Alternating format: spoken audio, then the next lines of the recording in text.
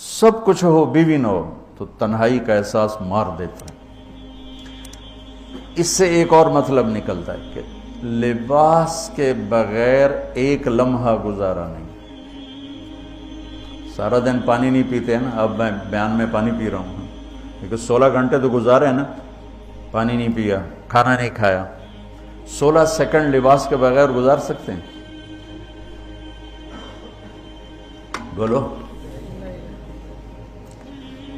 کوئی بھی کمرے میں نہ ہو، تم تنہا ہو، تم کپڑے اتارو تو تم اپنے آپ کو عجیب فیل کرو گے، تم خود اپنے آپ کو چادر میں چھپانے کی کوشش کرو گے۔ ان لباس ایک ایسی زبردست ضرورت ہے بلا دلیل کہ تم تنہا کمرے میں بھی کپڑے اتارو تو تم اپنے آپ کو عجیب سا محسوس کرتے ہو۔ اس سے پتہ چلا کہ بیوی کے بغیر کوئی زندگی نہیں ہے اور خامد کے بغیر عورت کی کوئی زندگی نہیں ہے۔ یہ ہمارا بدبخت معاشرہ ہندی کہ کسی بچی کو طلاق ہو جائے وہ گل سڑ کے مر جاتی، اس کی شادی نہیں ہوتی۔ کوئی جوان بچی بیوہ ہو جائے وہ سسک سسک کے مر جاتی، اس کی شادی نہیں ہوتی۔ کوئی 40-50 سال کا ہو جائے مرد، اس کی بیوی مر جائے، کوئی اس کو لڑکی دینے کے لیے تیار کوئی نہیں۔ اور لباس کا لفظ بتاتا ہے کہ شادی کے بغیر انسان ننگا ہے، اور ننگے انسان کا کوئی کہیں بھی گزارا نہیں ہے۔ لفظ لباس بتاتا ہے کہ ہم اس چیز کو رواج دیں کہ شادیاں ہوں، بیوہ کی شادی ہو، مطلقہ کی شادی ہو، کوئی کس کی بیوی مر جاتی ہے۔ حضرت ابن مسعود کا فرمان ہے اگر میری موت میں 10 دن باقی ہوں تو بھی میں شادی کر لوں گا اگر میری بیوی مر جائے تو۔ ابو ہریرہ کہتے ہیں اگر میری زندگی میں 7 دن باقی ہوں اور میری بیوی مر جائے تو میں 1 ہفتہ بھی شادی کے بغیر نہیں رہوں گا، میں شادی کر لوں گا۔ تو ہم ایک ہندی معاشرے سے متاثر ہیں جہاں بیوہ کی کوئی سنوائی نہیں، مطلقہ کی کوئی سنوائی نہیں، اور کوئی جوان بھی 2-4 بچے ہوں اور بیوی مر جائے تو اس کی کوئی شادی نہیں ہے، وہ سسک سسک کے وہ بلک بلک کے زندگی گزارتے ہیں۔ ہم لوگ اس کو رواج دیں۔ لباس، لفظ لباس بتا رہا ہے کہ جیسے لباس کے بغیر ایک لمحہ آدمی چین سے نہیں بیٹھ سکتا، ایسے ہی اس رشتے کے بغیر زندگی میں کوئی خوبصورتی نہیں، کوئی حسن نہیں۔ میں نے جیسے کہا لباس سب سے قریب ہے، تو اس کے بعد بیوی کا حق سب سے پہلے آ جاتا ہے۔ ماں باپ کی طرف سے زیادتی آئے تو تمہارے ذمہ ہے اپنی بیوی کو بچاؤ، اللہ کے واسطے اپنی بیویوں کی حفاظت کرو۔ ہاں تمہاری بیوی کی طرف سے زیادتی آئے تو اللہ کے واسطے ماں باپ کی حفاظت کرو۔ تو اس کا مطلب یہ نہیں کہ تم ڈنڈا اٹھا لو، اپنے اخلاق ایسے بناؤ، سپرنگ بن جاؤ، سپرنگ جو فریشر سے کو قبول کر کے دب کے نیچے چلا جاتا ہے۔ نیچے جانے میں جڑ جانے کا نظام چھپا ہوا ہے کہ جھک جاؤ، ماں باپ ناراض ہو ان کے پاؤں پکڑ لو، بیوی ناراض ہو اس کے پاؤں پکڑ لو۔ ذلت میں عزت چھپی ہوئی ہے، ساری زندگی کا تجربہ بتا رہا ہوں۔ ذلت، اللہ کی رضا کے لیے ذلت اٹھانے میں عزت چھپی ہوئی ہے۔ ہن لباس لکم، کتنا ہی مجھے غصہ چڑھا ہو میں اپنے کپڑے پھاڑوں گا، مجھے غصہ آ گیا میں نے اپنے کرتے پھاڑنے جو کسی یہ پاگل تو کرے گا، سمجھدار دوئے دا کرتا پاڑے گا، اپنا نہیں پاڑے گا۔ اب مجھے بیوی پہ غصہ چڑھ گیا تو میرا لباس ہے، اس کو تار تار کر دوں، گالیاں دوں، تھپڑ ماروں، تو ایسا ہی جیسے میں اپنے کرتے کو پھاڑ رہا اور اپنے کرتے کو تار تار کر رہا۔ بیوی کو غصہ چڑھے تو وہ اپنے کپڑے پھاڑتی ہے۔ کپڑوں کے لیے کتنے حفاظتی نظام ہیں، الماریاں بنی ہوئی ہیں اور ہینگر بنے ہوئے ہیں، کریز خراب نہ ہو۔ جب پڑھتا تھا نا لاہور تو اسکول میں یا کالج کا میں سب سے خوش لباس لڑکا کہلاتا تھا، کہ میں اپنی اسکول سے آ کر نا، اب ہاسٹل میں کوئی استریاں تو ہیں نہیں، نہ ہی کوئی نوکر، تو اپنی پتلون کو ایسے ہاتھوں سے استری کرنا اور کر کے پھر تہ لگانا، پھر سرانے کے نیچے رکھنا، پھر اس کے اوپر سونا تاکہ خود بخود استری ہو جائے اور کریز ٹھیک ہو جائے، اور رات کو بالوں کے اوپر رومال باندھنا تھا کہ بالوں کی سیٹنگ خراب نہ ہو جائے. کیونکہ میں نے بال بنوائے تھے وحید مراد کٹ بال، 2 فلم سٹاروں کا ہیئر کٹ چلا، ایک دلیپ کمار کا، ایک وحید مراد کا. تو عام جو تھے نا بال کاٹنے والے، وہ 8 آنے لے کے بال کاٹ دیتے تھے.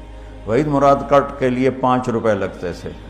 5 روپے اس زمانے میں بہت بڑی دولت تھی، جب ڈالر 1 روپے کا تھا. $5 کتنے ہو گئے ہیں جی؟ 500 سے اوپر ہے. تو یوں سمجھو کہ وہ 5 روپے دے کر وحید مراد کٹ بنتا تھا.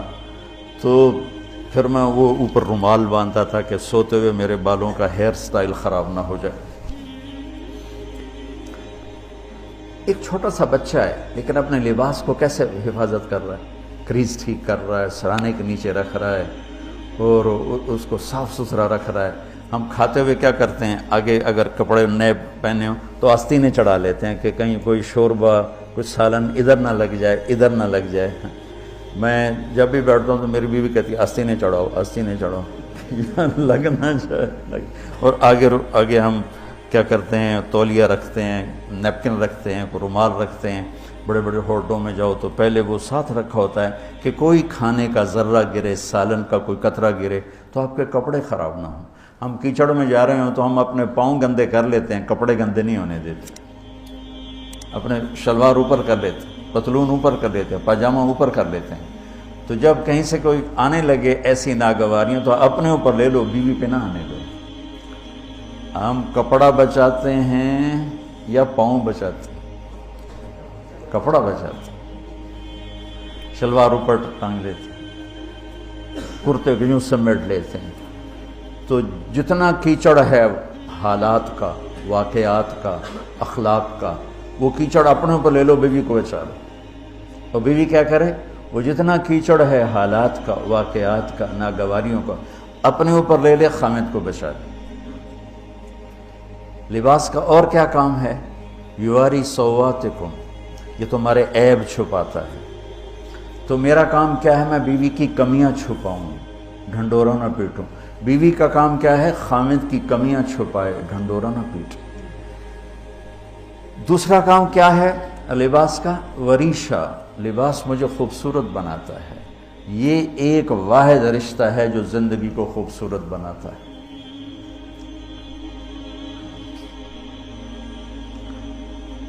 ہن لباس لکم انتم لباس لہن. تو لباس کیا کرتا ہے، زیب و زینت. لباس کیا کرتا ہے، عیب چھپاتا ہے. لباس کیا کرتا ہے، خوبصورت بناتا ہے.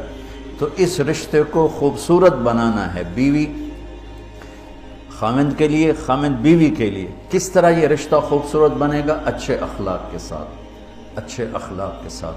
اگر گھر والوں کے اخلاق اچھے ہوں، وہ بچی ساس سسر کو ماں باپ بنا لے، ساس سسر بچی کو ماں باپ بنا لے، خامند بیوی کو ہتھیلی کا چھالا بنا لے، بیوی خامند کو ہتھیلی کا چھالا بنا لے. میں قربان جاؤں اپنے نبی پر. ساری کائنات کو نور ایمان دینے والی ہستی، اور حضرت عائشہ رضی اللہ عنہ کو لقمے بنا کے کھلا رہے ہیں. کمال. حضرت عائشہ رضی اللہ تعالیٰ عنہ، وہ بڑی بڑی بوٹیاں ہوتی تھیں نا، وہ اٹھا کے ایسے نوچتیں اور پھر رکھ دیتیں، روٹی کا ٹکڑا اٹھاتی. میرے نبی وہی بوٹی اٹھاتے جہاں حضرت عائشہ نے نوچا ہوتا تھا، وہیں دکھا کے کرتے تھے، ان کی محبت کو لینے کے لیے اور ہمیں سکھانے کے. حضرت عائشہ گلاس اٹھاتی، وہ بڑے بڑے ہوتے تھے، اب تو یہ چھوٹے چھوٹے گلاس ہیں. بخل کا زمانہ آ گیا، پانی بھی تھوڑا دیں دیں.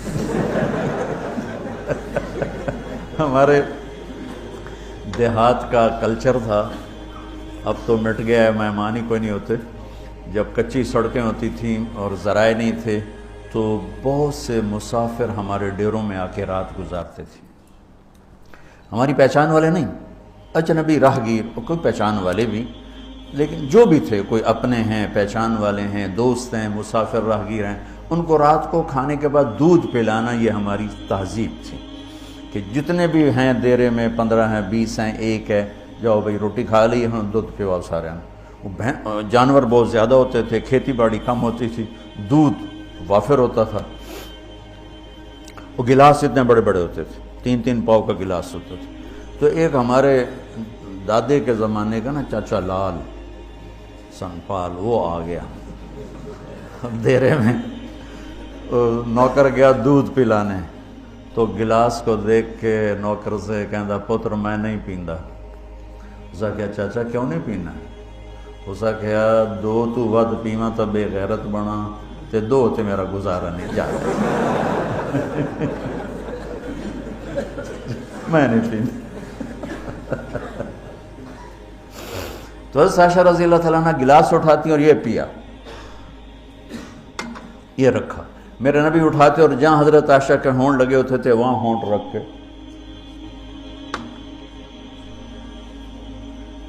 یہ زندگی سکھائی ہے۔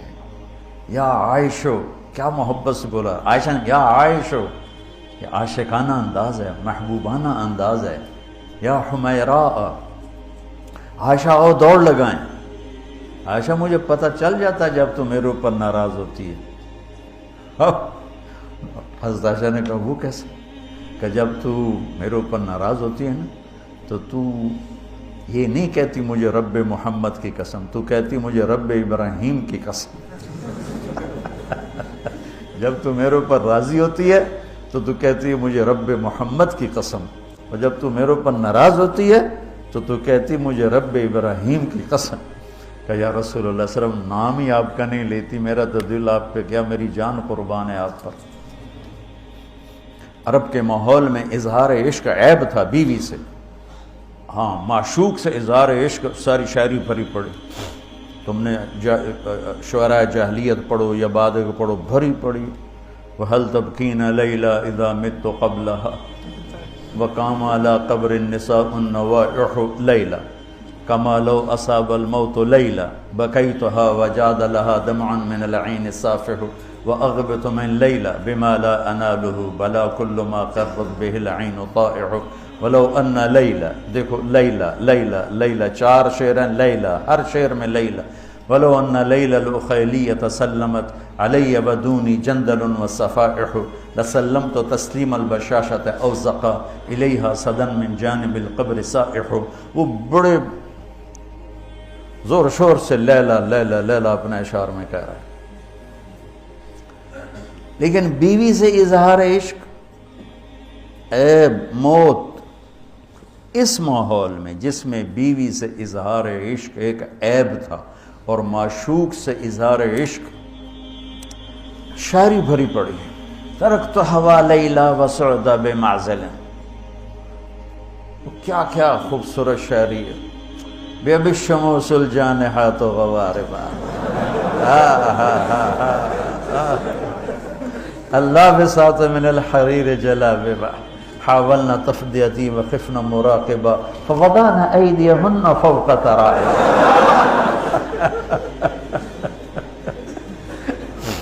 عرب کی شاعری بھری پڑی ہے عشق و معشوقی سے۔ اس ماحول میں میرے نبی سے ایک شخص کہتا ہے یا رسول اللہ من احب الناس الیک، آپ کو سب سے زیادہ کس سے پیار ہے؟ بھری محفل ہے، مسجد الگ نہیں کہ یوں کر کے پوچھ رہا ہو، بھری محفل میں آپ سب سے زیادہ کس سے پیار کرتے ہیں؟ تو آپ نے زور سے کہا عائشہ سے۔ اللہ اکبر اللہ اکبر، ہائے ہائے ہائے، وہ تو ہل گئے، کہنے لگے، ان کی تو سمجھ میں نہیں آئی بات، تو انہوں نے کہا یا رسول اللہ میرا مطلب ہے مردوں میں آپ کس سے زیادہ پیار کرتے؟ تو آپ کو اندازہ ہو گیا بھائی کیوں یہ پوچھ رہا، اس کو ہضم نہیں ہوا جواب، تو آپ نے کہنا تھا ابو بکر سے، تو آپ نے فرمایا مردوں میں عائشہ کے عباس، ابوہا عائشہ کے عباس۔ کیا زندگی سکھائی، ہن لباس لکم وانتم لباس لہن، یہ تمہارا لباس ہیں تمہیں کتنا ہی غصہ چڑھے لباس تو نہیں پھاڑو گے. تمہیں غصہ چڑھے بیوی کو بے عزت نہ کرو. بیوی کو غصہ چڑھے تو کرتا پھاڑے گی, اپنا دوپٹے کو آگ میں ڈالے گی, نہیں, اس کو بچائے گی. صرف پاگل یہ کام کرتا ہے. اسی ایک لفظ لباس کے اندر زندگی گزارنے کا پورا طریقہ موجود ہے. اور اسی کے اندر بیواؤں کی, مطلقہ کی, رنڈوے کی شادی کا اشارہ خوبصورت موجود ہے کہ لباس کے بغیر تو ایک لمحہ انسان نہیں گزار سکتا. اس کو رواج دینا یہ ہمارے ذمہ ہے, اور اپنے نبی کی معاشرت کو بتانا یہ ہمارے ذمہ ہے. تو ان مسائل میں پڑ گئے جن کا نہ جنت سے تعلق ہے نہ جہنم سے تعلق ہے. الٹا وہ مسائل جس میں زیادہ اختلاف ہے اس میں زیادہ بولنا, زیادہ تقریریں کرنا, اس چیز نے ہمیں اپنی منزل سے بہت دور کر دیا. ہم کھو گئے ہیں, کہیں اور چلے گئے ہیں. تو اس عرب کے ماحول میں میرے نبی نے لباس بنا کے دکھایا. صفیہ رضی اللہ تعالیٰ عنہ چھوٹے قد کی تھیں, اونٹ پہ سواری کے لیے وہ خود نہیں کر سکتی تھی, آپ نے اپنا گھٹنا آگے کر دیا. حضرت صفیہ نے آپ کے گھٹنے پر پاؤں رکھا اور اس کو زینہ بنا کے آپ نے ان کو اوپر چڑھایا, زینہ بنا کے.